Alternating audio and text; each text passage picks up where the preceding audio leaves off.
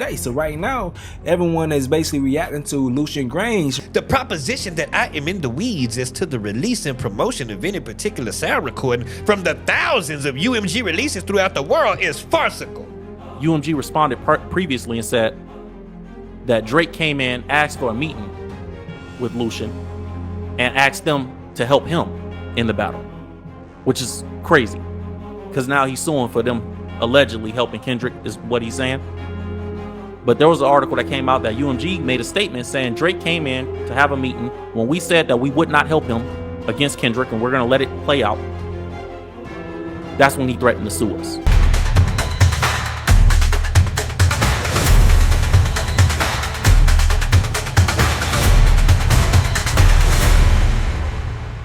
Welcome back to Pop Pulse React. Before we dive in, don't forget to like, subscribe, and share this video so more people can join the conversation. Today, we're breaking down how Lucian Grainge himself responded to Drake and the UMG lawsuit, and we've got the best high-energy reactions lined up for you. To understand why this lawsuit is explosive, let's start with who Lucian Grainge really is and why Drake picked the wrong battle. Will Evans has something to say. Drake has offended the top of the music business. It's a bad situation in terms of where he is in his career or where he's supposed to be in his career. You see what I'm saying? The proposition that I am in the weeds as to the release and promotion of any particular sound recording from the thousands of UMG releases throughout the world is farcical. Shit is ridiculous. To think that me, the CEO, is personally responsible for any of the shit that come out under my label. You stupid motherfucker. I'm on my goddamn yacht, the south of France. You talking about some goddamn not like us. Given my role, I am accustomed and unfortunately largely resigned to personal attacks, and I further recognize that a frequent strategy of UMG's litigation opponents is to attempt to waste my and UMG's time and resources with discovery of the sort that Drake is seeking here.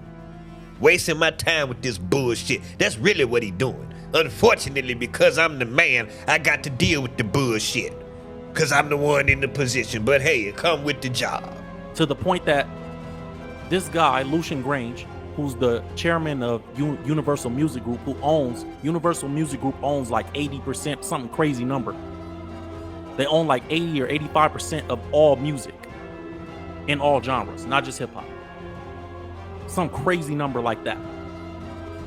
So much so, this is so much the wrong person to offend. Let me show y'all something real quick. I didn't even have this pulled up, but it just came to mind. This is such the wrong person to offend.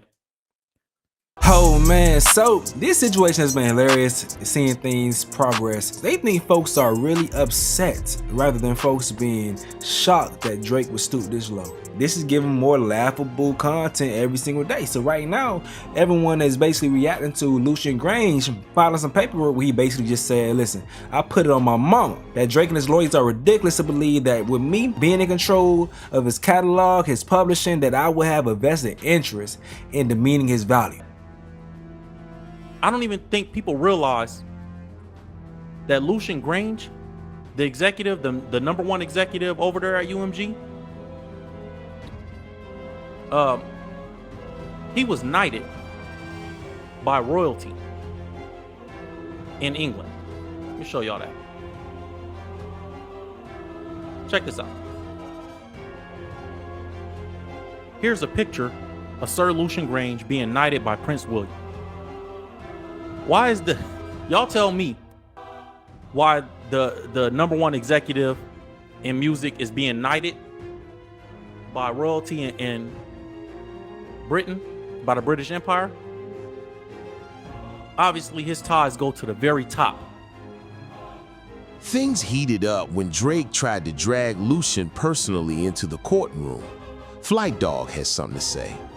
Drake doesn't believe that he lost. He believes Universal helped. Kendrick beat him.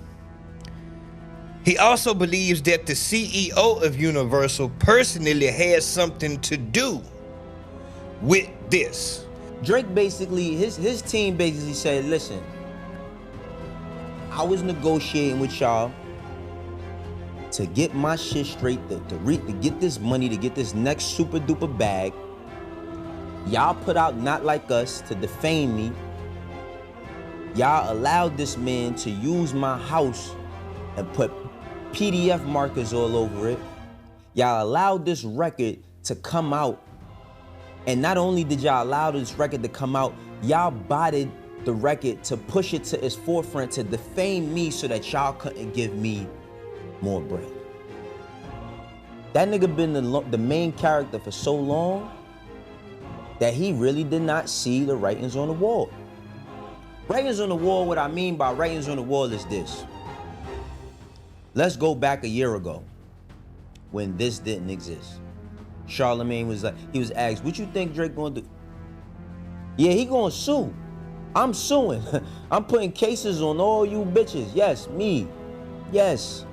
Not playing with y'all. Because he was already in contract negotiations with Universal, okay? The shit wasn't going his way. In the middle of this negotiation, the battle happens. He gets his ass kicked. So now Universal can go to him and say, hey, you know, this, and this happened. Your stock dropped a little bit, so we're not gonna give you this, but we willing to give you this. He don't like that, so now it's time to sue because they must have plotted against me to devalue me during this contract negotiation. So since the contract negotiations fell apart and it led to this lawsuit, I personally believe that Drake is trying to become an independent artist. He already owns his masters, right? I don't know what year it start, but I know Universal own a lot of his back catalog. We're gonna get into that. I got paperwork on that.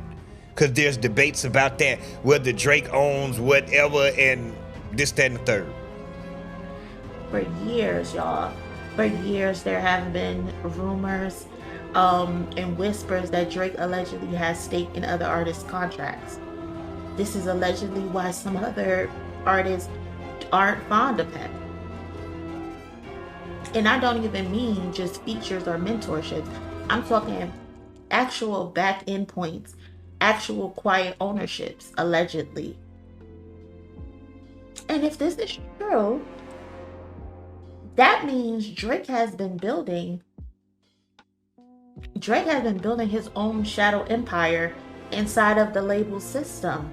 And that would make him a corporate threat to Lucian if he decided to scale it up.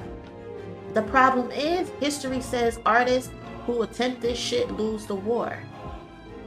There is a speculation that the Iceman could be Drake's last album, and he is losing the American market and his grip of control. So he put up these shows to remain relevant, allegedly. Flight Dog continues. So it's been speculated that this Iceman album is his last album on Universal, which is why the contract negotiations was going on. So if this is his last album and he's gonna be a free agent after this, that puts him in a unique position. Because outside of all the jokes and the bullshit, Drake he's number one. He's that guy. We go keep it real. Is he slightly falling? Is it not hitting like it used to? Of course. But Drake is still Drake. Let's not act like Drake is not Drake. I feel that he has lost the US market and he continues to do things to turn off the US market, but he's a worldwide artist, so he'll be okay. He can go pander to the UK and say stupid shit from the stage over there, like they better rappers than us. He can go do that and he'll be fine. Like he could go to other countries, but I think he might lose his market here. And really, when it comes to hip hop, the US market, the black market, is the most important market.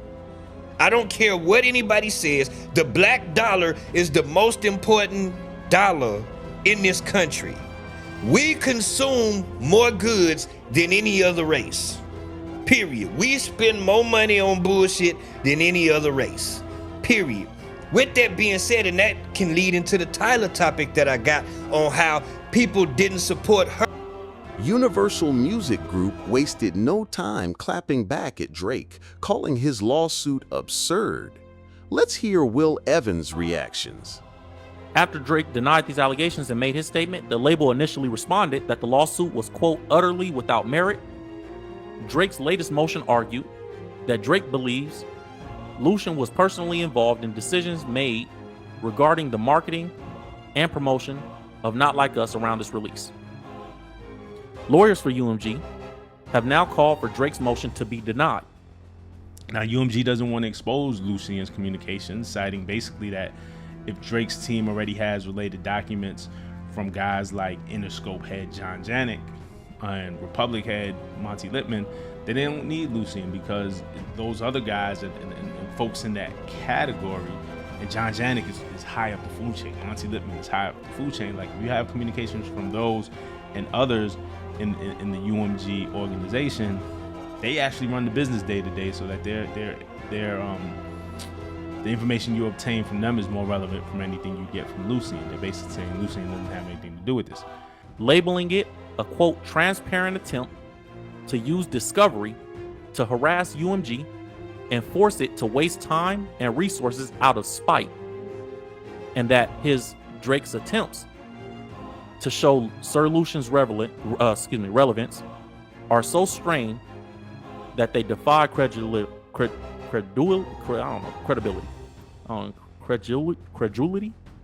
I've never read that word. Credulity. All right. So, UMG's making, they kept going. They didn't just stop. In legal documents, Lucian Grainge declared that he never heard the song prior to his release. Right?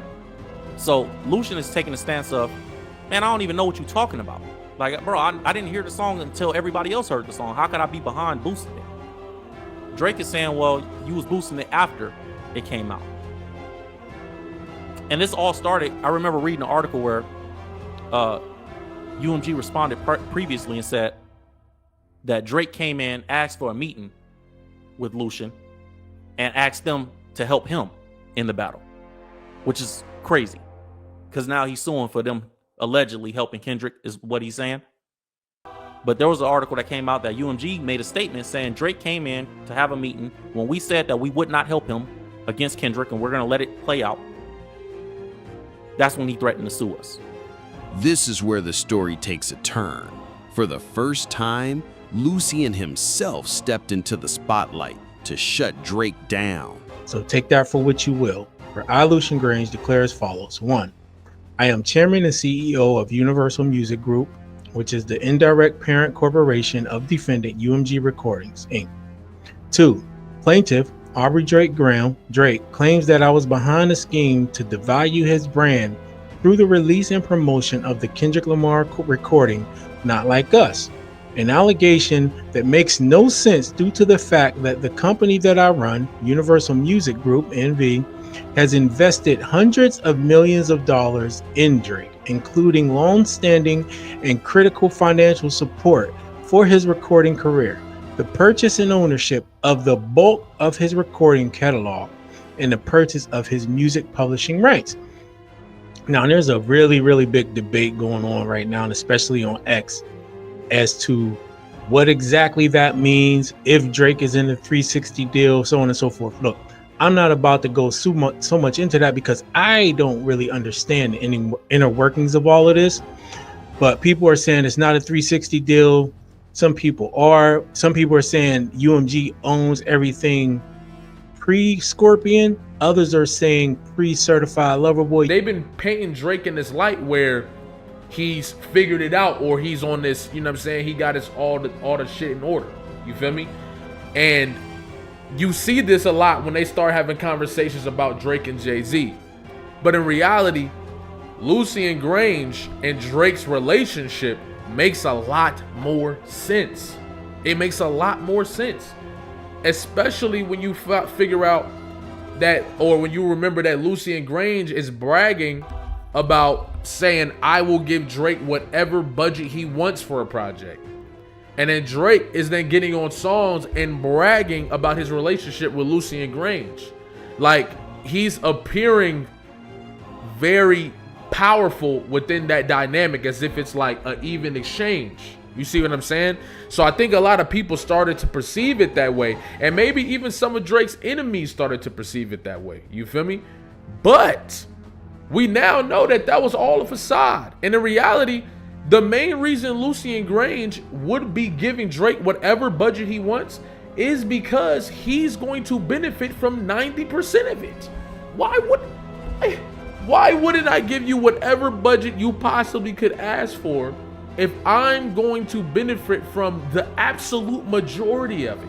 Then it goes on to say an allegation that makes no sense due to the fact that the company that I run, Universal Music Group, has invested hundreds of millions of dollars in Drake, including long-standing and critical financial support for his recording career, the purchase and ownership of the bulk of his recording catalog, and the purchase of his music publishing rights.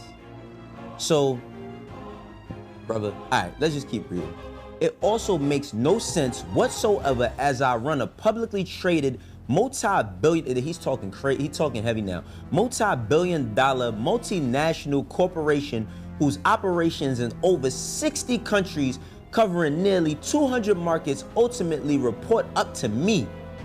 Our business encompasses over 100 record labels, as well as a multinational music publishing division, global merchandise, and direct-to-consumer businesses, the worldwide Virgin Music Label Services, short and long-form audio-visual production, and a variety of other businesses. This nigga talking. Now listen, I remember the Locks, right? The Locks used to always call Diddy a paper gangster. They said he ain't a gangster, but he a paper gangster. Meaning he might not do nothing to you in the street, he might not harm you, or you know what I mean, nothing like that. But when it come to that paperwork, you ain't gonna really be able to play with dude like that, right?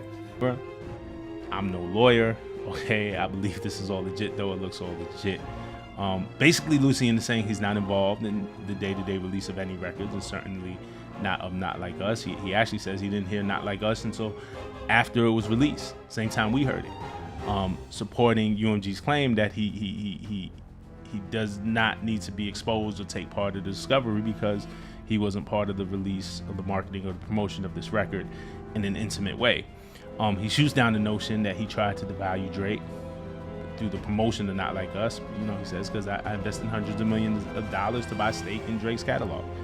And he claims that Drake is making a personal attack on him. And, you know, this is more of a media play to put Lucia's name in the headlines and makes it a bigger story than what it is. Birdman was having a conversation with DJ Academics while on stream. He dropped casually that Drake could be the next Lucian Grainge, as in the CEO of Universal Music Group, the single most powerful position in music. And that is just hilarious to me. I could be the next Lucian. You agree? You agree? Oh, yeah, that'd be legendary. He about to be the next Lucian. So to recap the clip, as Birdman was getting into his little spiel about Drake becoming the CEO of Universal Music Group, Academics muted the mic like he was covering up a crime scene. Which, let's be real, probably means Birdman wasn't capping. Not that the fact that Drake is about to be the new CEO, but it's the fact that that's what they think over there at Young Money Cash Money. They think that Drake has the opportunity to become the next CEO of Universal Music Group. And if that's what they think, they may be stupider than I thought.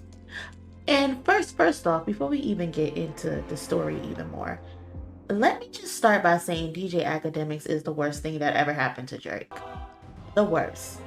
People love to think that he's Drake hype man, he's his media muscle, and maybe so. But in reality, he's a liability. A walking PR leak. The man can't resist letting sensitive information slip, and when he realized he said too much, it's already too late. There's no retracting, there's no muting the mic in time. Muting Birdman mid-sentence didn't protect Drake. It confirmed the story, basically. And now, instead of fading into the background, the idea of Drake plotting a CEO takeover is everywhere, and here I am reporting on it. Academics isn't protecting Drake's business. He is intentionally narrating it badly. And if that's just all, and it's just all funny to me, because Drake has never been shy about his relationship with Lucy. Ever. Look, the big J.E. Double got some ears on him, don't he? He got some ears on him. But anyway, Drake has name-dropped Lucian in a plethora of songs, I believe. He's painted this picture of them being Kobe and Shaq, two-time champions, dominating the game together. And for years, Drake has positioned himself as if he is the artist who doesn't need to go independent because he already has a seat at the power table. Being under UMG wasn't a chain, it was a partnership. That's how he's described it. Not that he's just their artist and making them a lot of money, but a partnership. And now Drake is on his way to be the CEO. Essentially, the judge doesn't agree with defamation at all, but the judge is trying to see it out to a certain point. Maybe something will pop up to change my mind, or maybe something will make me say, let me go ahead and put this in front of a jury so they make their decision. But I'm not convinced that there's defamation here, because she understands the context of the battle, especially with Drake inviting the conversation about the defamatory material. Just because the song blew up doesn't mean he didn't say that shit. He should have never said that shit, but he did, and we can't ignore that.